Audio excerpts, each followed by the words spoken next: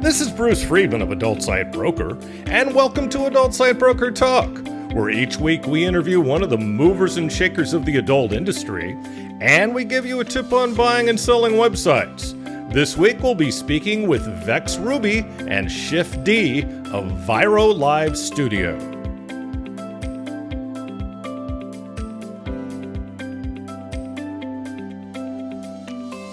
Adult Site Broker is proud to announce the launch of our new website, Adult Site Broker 3.0, at adultsitebroker.com.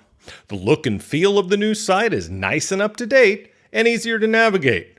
The new site also has links to our affiliate program, ASB Cash, and our new blog.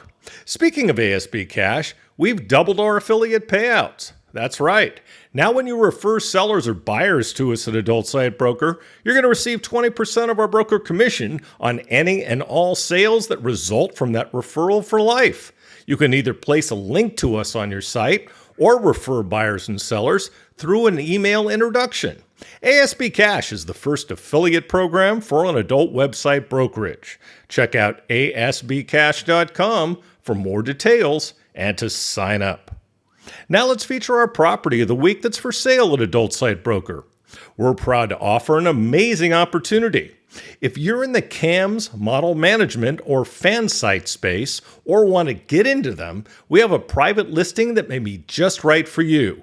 This company works with all major CAM sites and has access to hundreds of US-based models. We're offering very limited information at the seller's request in order to maintain privacy. We anticipate multiple offers for this very rare listing. For more information, contact us at adultsitebroker.com. Now time for this week's interview. My guests today on Adult Site Broker Talk are Vex Ruby and Shift D of ViRo Playspace. Vex and Shift, thanks for being with us today on Adult Site Broker Talk. Oh yeah, for sure. Thanks for having us. It's a pleasure. Now, Vex Ruby is the world's first advanced virtual cam performer and is the spokeswoman for ViRo Playspace, an adult haptics-driven VR social space. Vex is powered by ViRo Live Studio, the only software to integrate body tracking, haptic teledildonics, and campsite API, allowing anyone on Earth to perform as an adult virtual avatar.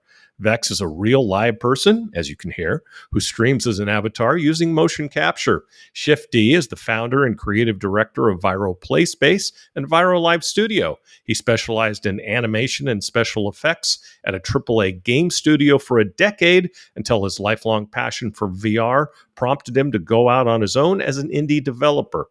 The company developed a number of tools to handle Vex's body tracking, facial tracking, voice capture, campsite integration, and many adult haptic toys so she can interact with her audience who love her playful perviness. She's been doing this live stream for a little over 2 years now. The company wants to make Vex's style of live streaming accessible to anyone interested in trying it, which is why they package those in-house tools into what is now ViRo Live Studio. Let's start out with, who is Vex Ruby? Well, I am known for, like you said, being the world's most advanced virtual cam performer and the ambassador for ViRo Live Studio. I think that the thing that I am most well known for is, like you said, being very interactive with my audience. I would say the absolute best part of the work that I do is because that I have all these opportunities to take a more playful approach to camming. It attracts people that have that same playful spirit, that have that same want for safety and privacy and consent. I have the most amazing community, and that's what Vex Ruby is most known for. Okay. So where do you perform online? The two main platforms that I perform on are Chatterbait and Cam4. Hopefully one day, though, we would like to be able to stream directly from ViRo Playspace.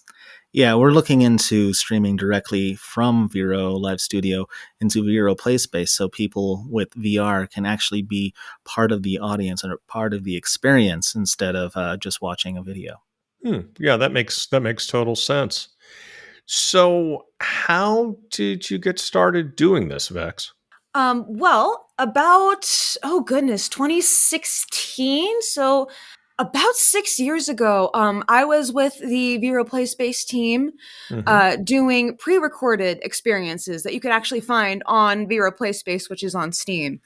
Um, However, we saw a place for using all these really cool toys that we have here, the high-level motion capture, all the talent we have on the team, to start doing a live stream. And I am so glad we did.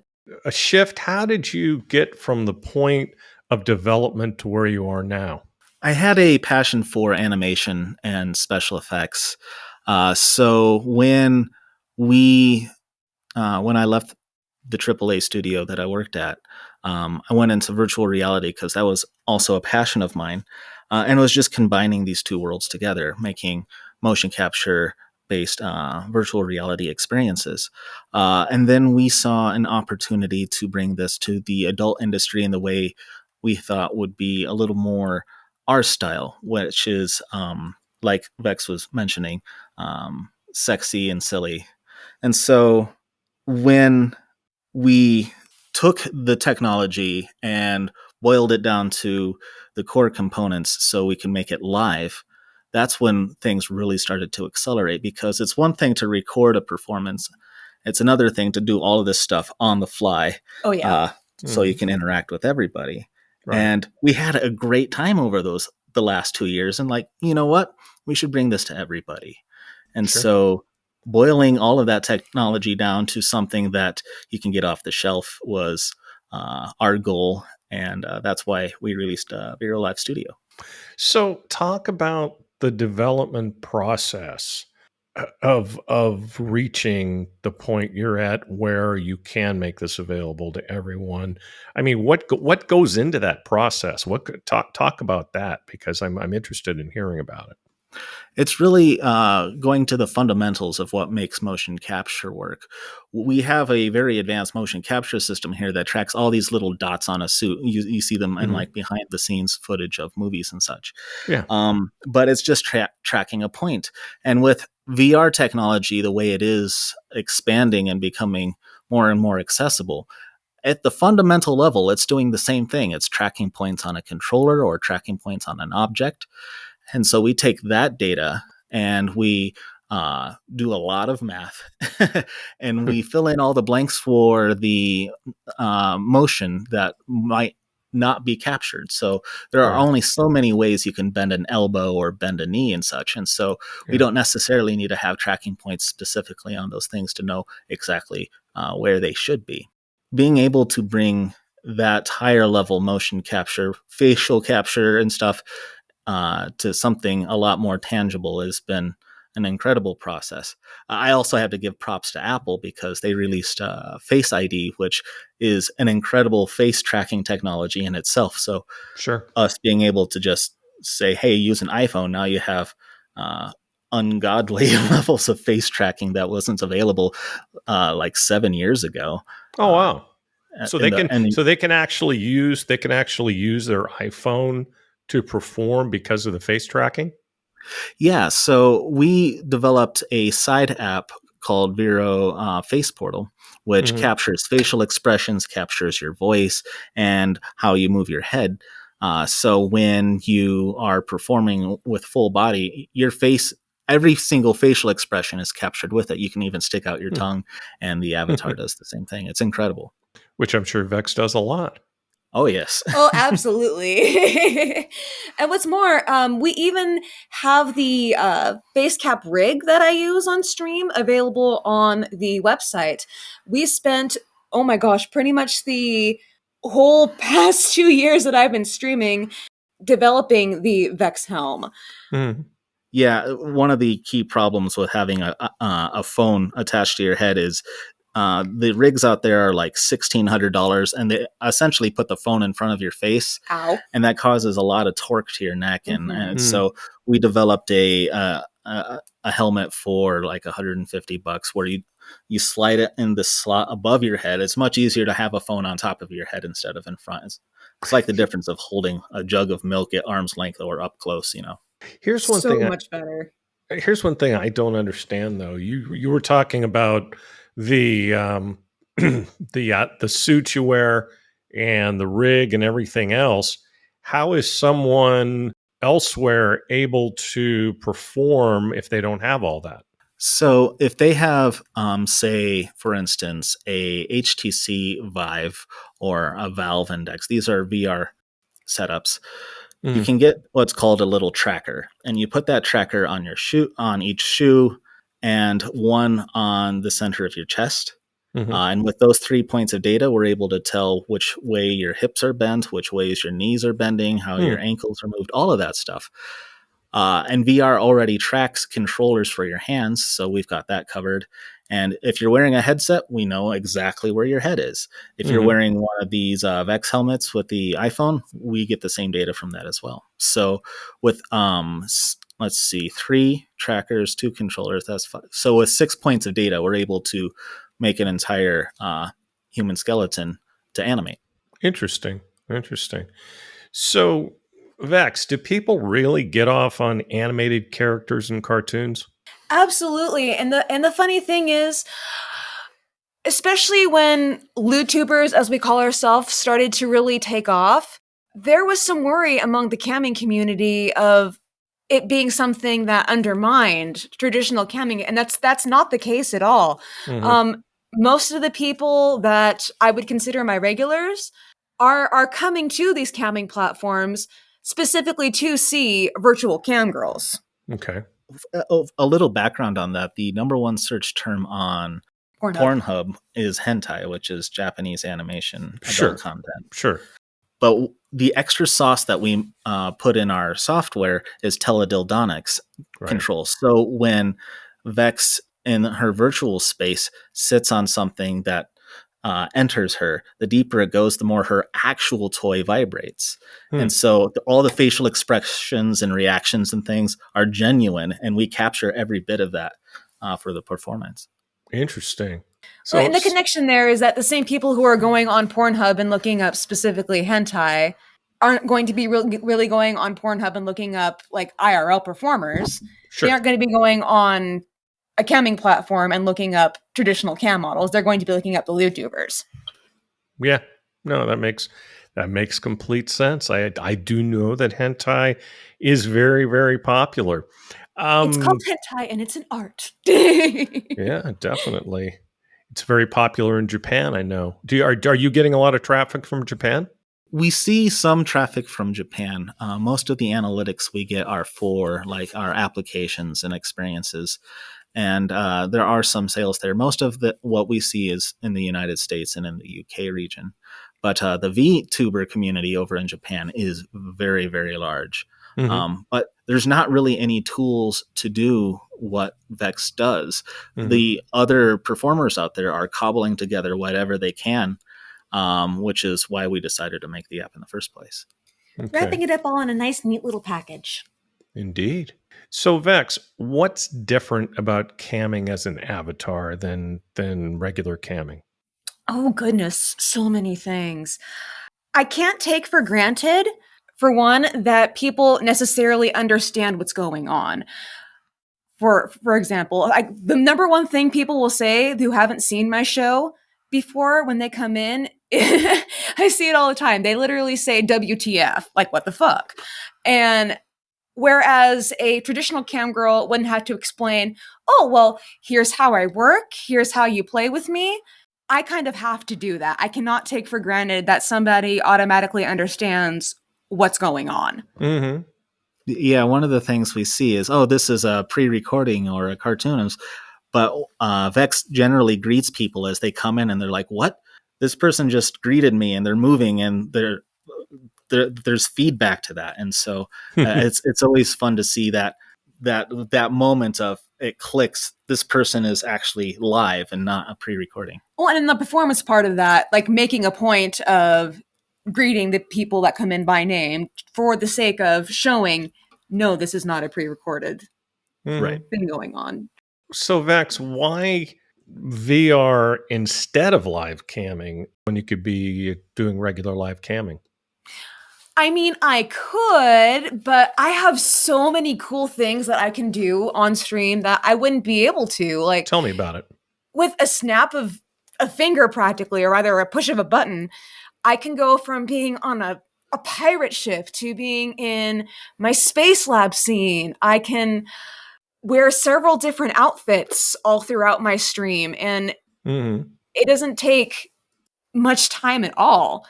I mean, and I gotta admit, it's pretty cool to be able to essentially cam in a tank top and yoga pants and no makeup, but still look pretty awesome. That's true. We have an interesting way of interacting with people because we have this technology. So, like for instance, every time somebody tips a token, it rains a little bit, and when that rain hits Vex's clothing, it melts a little bit. So there's this cool. almost incentive for everybody to just make it rain, and it literally bit by bit the clothes come down. But it also, like, we believe that safety promotes expression, and so that's another big thing, because Vex is able to really just be herself and not have to worry about, like you said, yoga pants. You can, and no makeup and stuff like that. You can just focus on expressing yourself at the moment and being really connected with the people. Sure. So Vex, have there been any, I don't know, negatives, downsides to this? Yes, but I tend to do one of two things. Either write it off as they just really don't understand what's going on. Well, in what respect? Well, they think that, for example, that I'm trying to skirt around the rules of the campsite by doing something pre-recorded, or Who is? Oh, just people who come in as viewers. Oh, okay. Yeah. Okay, got it. Go ahead. I'm sorry. Not a problem. When you said they, yeah. Okay, and how do you handle that? By explaining, I have this little elevator speech about what exactly it is that they're seeing. Also, a way that I can deal with the negativity on the rare occasion that it even happens. Most people are really too busy having a good time to want to do that. But the most you can do, whether you're a virtual performer or a traditional cam performer, make a big joke about it. Really. Yeah. Crack it right back at them. We make sure that Vex's stream is like, this is her space, and everybody's welcome to join in on the fun and interactivity, but Vex is in control. And so if somebody's coming in here to just like wreck the place, that's what the moderator tools are good for. But surprisingly, we haven't seen that really. That's why it's kind of hard to answer, because much to our surprise, everybody has been very supportive and happy and positive, and we didn't expect that in this corner of the adult industry.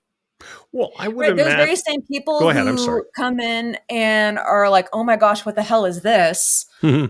Once I give that speech and I turn on all of my Vexy charms, I've converted so many people, and it's just so fun to watch. I bet.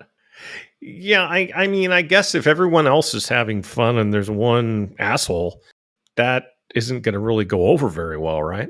Yeah, they're the one that's going to be seen as the party pooper. Big time. So tell me about the reactions you get from those who've never seen anything like this before. You kind of alluded to it, but get into a little more detail. You want me to start with this one? Yeah. So half the time we get people who are fascinated by the production value, as we've seen it.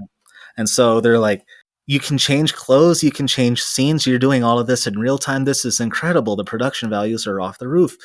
And we get all the other people in there who have been there for a while saying, "Oh, you haven't seen nothing yet."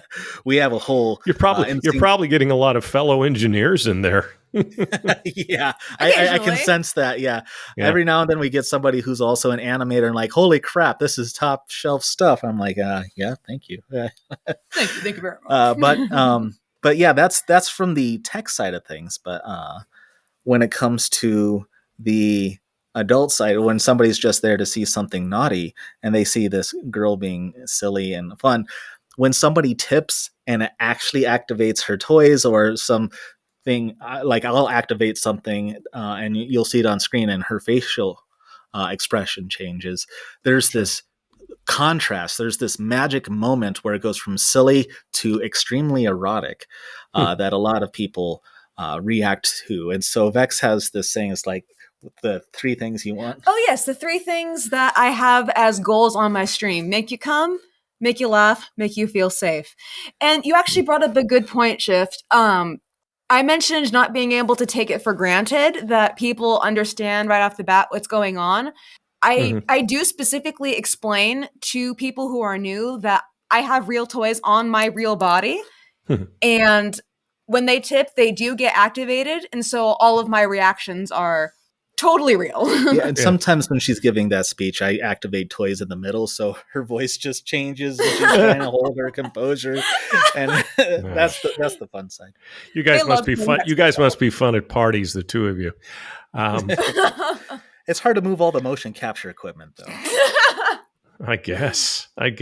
And Vex, why don't you talk a little bit about the reactions that you get from people who have never seen it before? My favorite reactions are when I have other performers come in and they are either interested in converting from more traditional camming to lewd tubing, or even people who are already doing the lewd tubing gig, but they're super impressed and they want to collab with me. They want to be a part of it. Those are always my favorite reactions. That's nice. Now, Vex, talk about working, which this is really kind of unusual in adult. Talk about working with a startup and how that's been. With a startup, you have to really believe in the message and the values that the company is trying to present. Because, I mean, obviously a startup's not going to be able to give you a fat paycheck, right? Right. And I think that's the biggest thing, is whether or not we started out, or even at this point, really, with a ton of money, I think that our values and our content will speak for itself. Sure. That's how startups get big. How do your fans typically find out about you? Yeah, this is one of those things where we could really use a marketing department. Yo! Most of the time we find people just stumbling in our streams. Yeah. That, or they stumble in across our app in Steam itself, and we try to cross promote wherever we can. But as far as that goes, we have an aggregator site called lewdtube.com, and what it does is it highlights which lewdtubers are performing at that moment and when the last time they were on. It just is basically a directory. And so we've seen some level of success there where people are coming in and discovering us. But other than that, yeah, it's mostly just surfing the web and finding a Vex, Pretty much.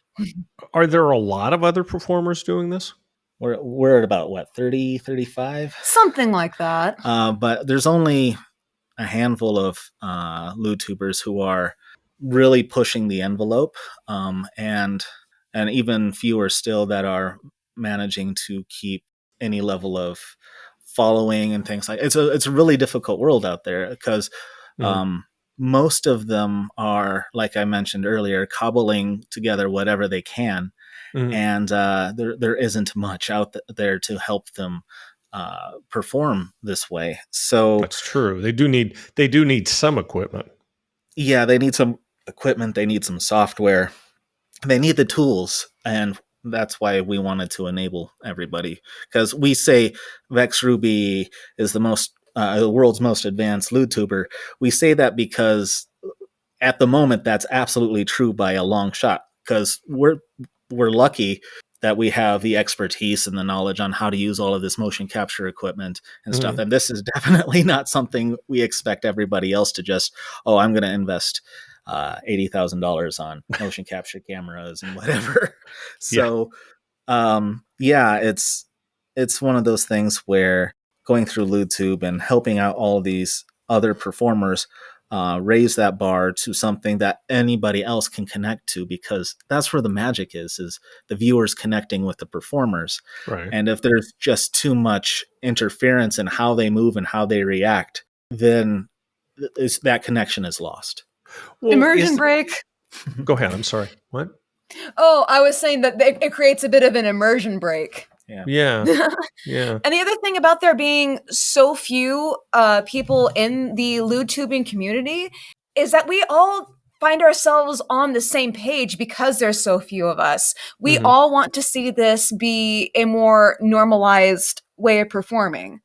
Sure. All of our goal is to see it someday that people can pop onto one of our pages and know exactly what's going on. Hmm. And the more people that are doing this, the more we have a chance to collab with others. Right. Right. People to play with. Yes, exactly. So, I mean, Shift, how do you gain critical mass as far as the performers go? It's a good question. If I find an answer. No, Right. the thing is, the first thing we put all of our energy on was making sure that the facial expressions Hmm. came through. And then all the other things that eyes stare at in the adult industry. So we got to get the physics right, and Hmm. that's all the way down. And so finding that point where that spot where everybody is able to just not think about it when they can, I want to do this, here's what I need to do. And there are many different combinations of hardware and things you can use right now, Hmm. low budget or much more pro. There should be a solution that you don't have to be a Unity developer or a C# programmer or any of these things. We want somebody who has nearly no computer knowledge to be Hmm. able to do this. And when we start seeing other performers who are able to do that, that's when I know we've hit a really good spot. Hmm. So, Vex, what advice do you have for a cam model considering getting into ViRo Playspace? How do they get started? The first thing I would say is do it. Do it. Um, Secondly, it is so important for anyone doing any type of camming to have a support network with other cam models, Hmm. specifically for cross promoting, doing shout for shouts on social media. But that is even more so because, like I said, we're still such a small community. That's even more important to have the connections in like different LewdTuber spaces, like on Discord and on OnlyFans and such. Hmm. Yeah, and absolutely get ViRo Live Studio. That's really the only game in town right now. Yeah. So, Vex, what do you enjoy the most about what you do? Besides being able to work in your yoga pants. Hmm. I think the best thing about the way that I approach camming is that I make people feel comfortable Hmm. with their sexuality. I don't take anything too seriously. I get to be silly because I'm a cartoon. True. You never saw Fred Flintstone get too serious, right? No. I get to be more myself than I would be if I was to cam as my meat space self. Hmm. And because that brings out this really authentic side of me, it helps other people let their guard down as well. Sure. Makes sense. You kind of alluded to it earlier. Should real cam performers feel at all threatened by virtual cam performers? Oh, absolutely not. Because, like I said, it's two very different audiences for Hmm. sure. Yeah, and there might be some cross interest, obviously, but there's no way that we would ever replace Oh no. live, or as you put it, meat space.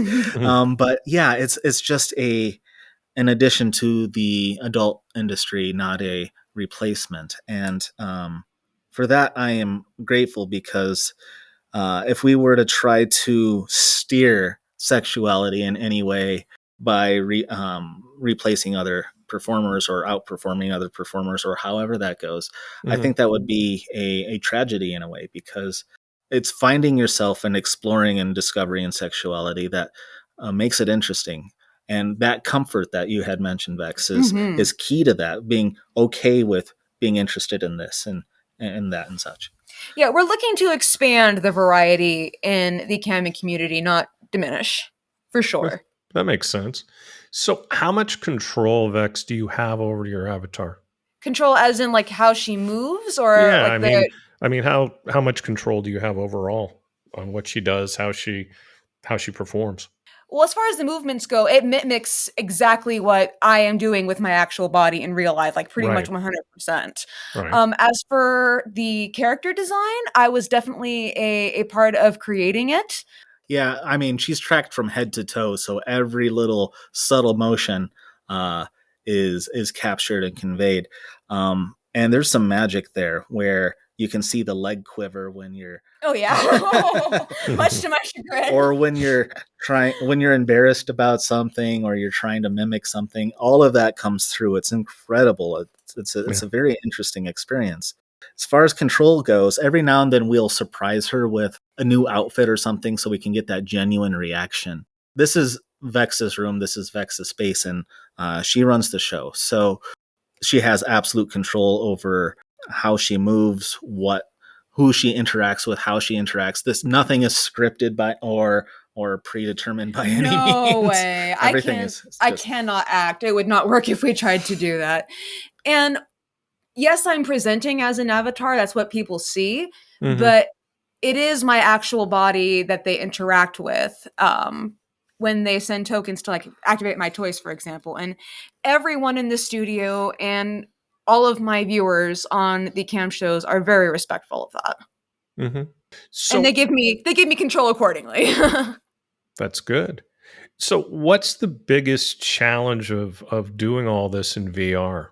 I would say right now is cost.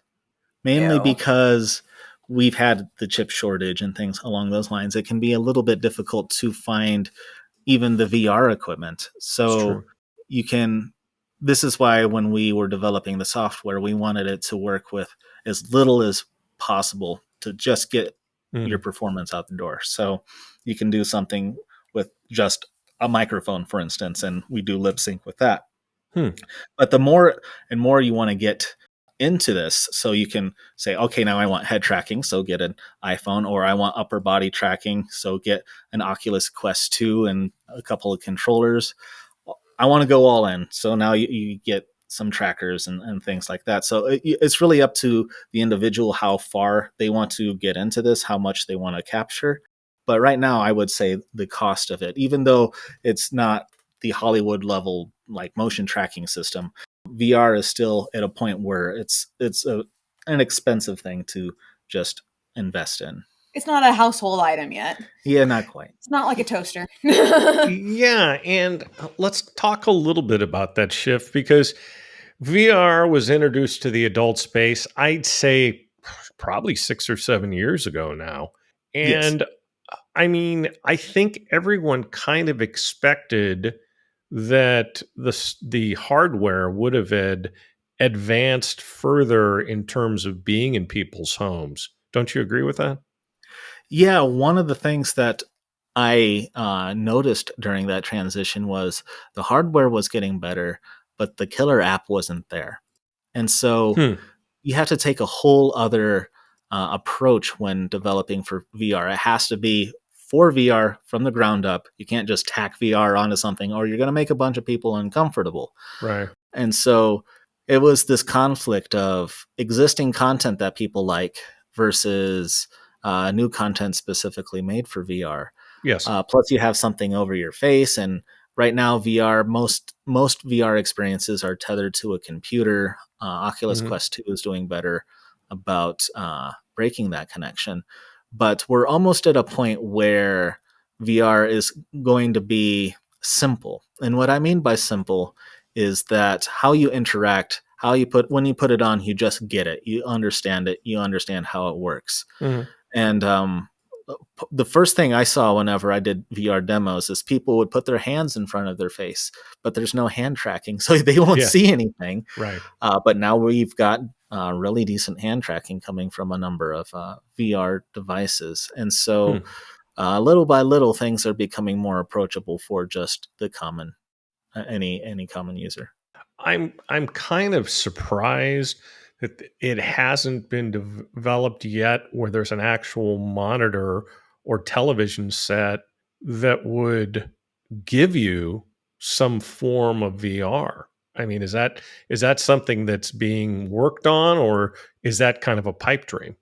Well, the problem with the TV with depth perception is Right. You can have something where you can sit down in your room and you can look into this other world, but it has to keep track of where your eyes are. And when you have multiple people in the room, then it can't shift the Yeah, image to give that depth perception. So that's where sure. it breaks down, is having more than one person. The solution to that is, okay, everybody wears 3D glasses, but then that has its own problems in itself, and we saw that industry kind of fall.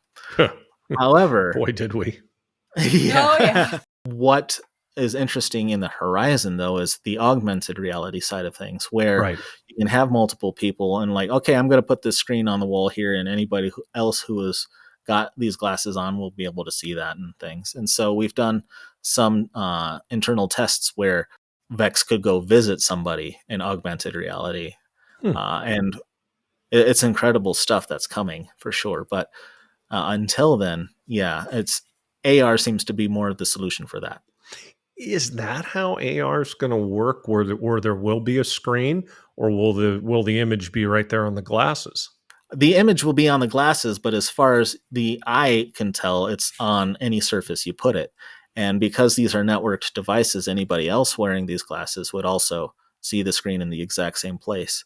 I've done some mind blowing demos with some other people with early AR hardware, Mm-hmm. where you leave a place and you're like, oh crap, I left all the screens. Oh wait, no, they don't actually exist there. Yeah. Well, I understand Apple seems to be supposedly ahead of the game on that. We, I think so. The rumor mill certainly is pointing that way. When you Mm-hmm. look at the patents that are flying and the money that is being Yeah. spent, Yeah. it certainly suggests. Like they have any money. Come on. Oh yeah. We've seen a number of other companies take a good look at augmented reality, and Meta, Facebook is definitely one of those players, and we've Sure. seen. But it's a really hard thing to do because you got to have all of that technology boiled down to a pair of glasses. Nobody Hmm. wants a bulky thing on their head. Yeah. Yeah, you're right. I mean, I got an Oculus. I can't say I've used it more than a couple times. I mainly got it to look at client sites that are in VR as a broker. But I mean, I don't use it. And I don't know if other people are having the same experience. I think that might be one of the biggest problems. Yeah, I call that the Nintendo Wii effect, where everybody got a Nintendo Wii, played Wii Sports, and then that was about it. Oh well, hopefully there will be more and more for people to watch in VR, including ViRo Playspace. So what are you looking forward to in the future as this whole thing evolves? Let's see. It to become something that, oh, hey, I did this in VR, and somebody else is like, oh yeah, I totally understand that right off the bat. It's just as common to talk about as anything else. Right. At least that's for me. What would you say, Vex, is something? Well, as someone who is looking forward to one day being a licensed sex therapist, actually, Hmm. I look forward to the ways that VR has the potential to help people, specifically who may be dealing with things in real life, such as physical disability, body or gender dysphoria, or any Mm-hmm. other type of issues, a whole new way to explore their sexuality. Makes sense. Well, Vex and Shift, I'd like to thank the both of you for being our guests today on Adult Side Broker Talk, and I hope we'll get a chance to do this again soon. Thank you. Sounds good. Thank you. My broker tip today is part 6 of how to buy an adult website. Last week we talked about the sales agreement. So now both you and the seller have signed the agreement. What comes next? There needs to be an escrow set up where you send the money, whether it be a one-time payment or a deposit if you're going to be making payments. The seller, for their part, puts the assets of the sale into escrow, namely the domains being sold and any other tangible assets that can be put into escrow. Your attorney can give you more information on that. We recommend escrow domains for escrows. They're a firm out of Washington, D.C., and no, they're not paying me to say this. I just use them, trust them, and am delighted by the work they've done for us. Either an escrow agreement will be drawn up by them in the case of a custom escrow, or if it's a simple one, it can be set up on their website. Then you, the buyer, the seller, and the broker will be contacted by escrow domains with further instructions such as wiring information. The escrow is open and either the deal closes within a matter of a few days or an inspection period is allowed. It all depends on what the agreement calls for. Whether you need an inspection period really depends on whether there's still some information you need to find out prior to the deal closing. Your broker and your attorney can advise you more on this and is on a case-by-case basis. Then the money is transferred, as are the domains, and the deal is closed. Now, in many cases, in fact, most of the time, the seller either stays on board for a period of time to help with the transition or is at least available on an on-call basis to answer questions. This is something most buyers should ask for. But at this point, you pretty much own the website. What do you do now? We'll talk about this subject more next week. And next week, we'll have a very special guest. We'll be speaking with Jay Stroud, the co-founder of AEBN. You don't want to miss that. And that's it for this week's Adult Site Broker Talk. I'd once again like to thank my guests, Vex Ruby and Shift D of ViRo Live Studio. Talk to you again next week on Adult Site Broker Talk. I'm Bruce Friedman.